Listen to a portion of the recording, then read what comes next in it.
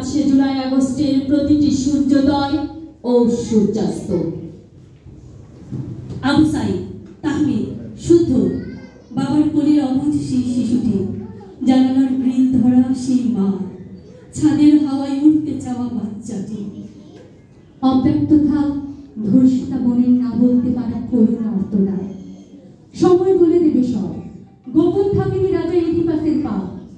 আমি পাললিক মাটির সন্তান, দুচোখ জুড়ে তাই এখনো আশা, নিজের কাছেই জিজ্ঞাসা, এসব কি তবে মুক্তির প্রসব বেদনা? তবু মানুষ আমি আর পারছি না নিতে। নির্মাণাধীন ভবনের কার্নিশে কি অসহায় ছিল লুকিয়ে থাকা ছেলেটি। তরুণীর এই মহাকাব্য কি করে ভুলি?